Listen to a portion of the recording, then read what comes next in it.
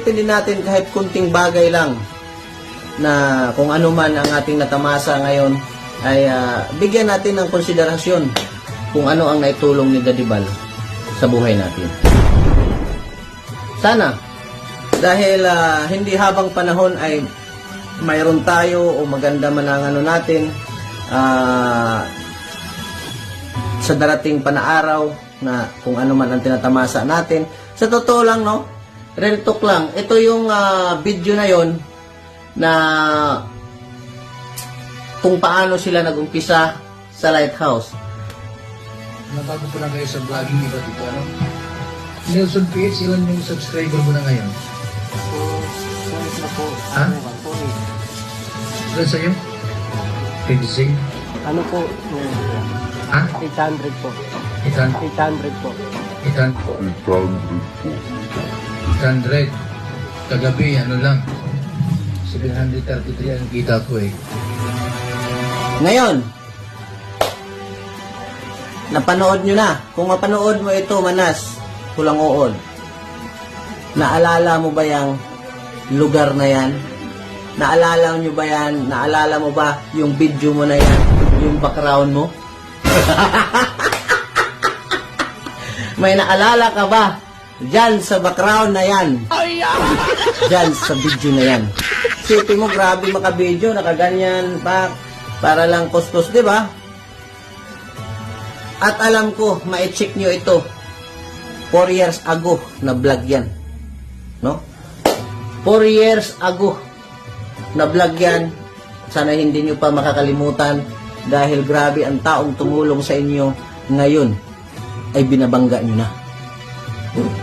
No? Sa totoo lang, kayo ang lehitimong, ikaw ang lehitimong, ikaw ang lehitimong walang utang na loob kung sumahin lang.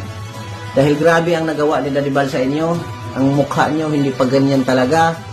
O nakita mo si Nelson sa gilid sa video mo, payat na payat pa. Nasa mga 800 pa lang ang subscriber niya pumunta rito. Saan na monetize yan? Dito sa Lighthouse.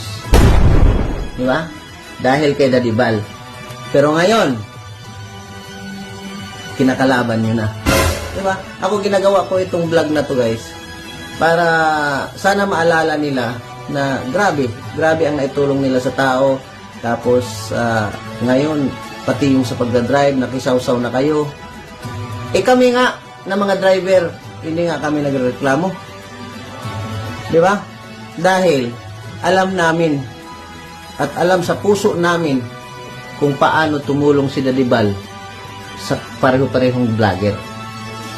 Understood? Diba?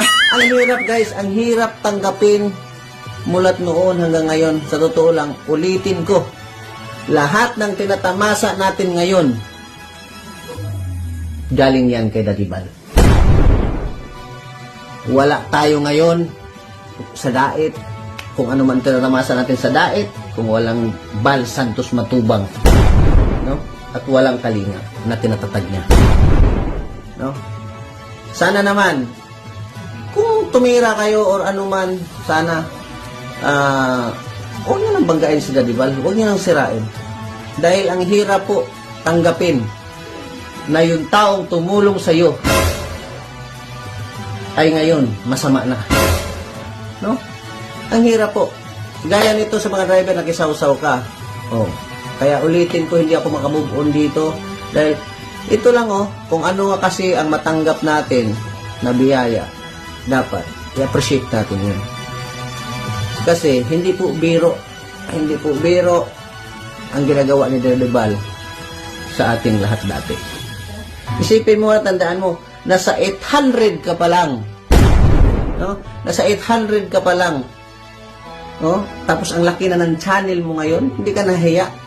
Galing kayo sa Lighthouse, libre lahat, may mga allowance pa. Di ba? Tapos grabe kayo makapalag sa ngayon. Nasaan na yung prinsipyo nyo? Kalalaki mong tao, ganyan ang pag-uugali mo.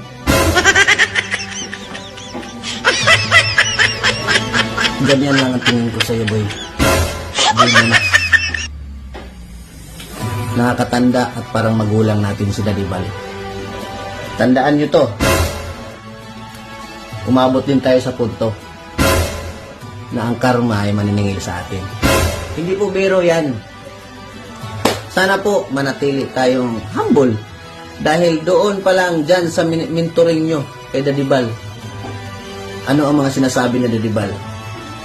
Kung tatawagin tayo, ano tayo? Humble lang tayo sa sarili. No? Dahil alam ko, upal ka, manas. Alam mo sa sarili mo na yung background dyan na makikita mo sa kwarto na yan sa lighthouse. Alam mo kung sino ka. Tama?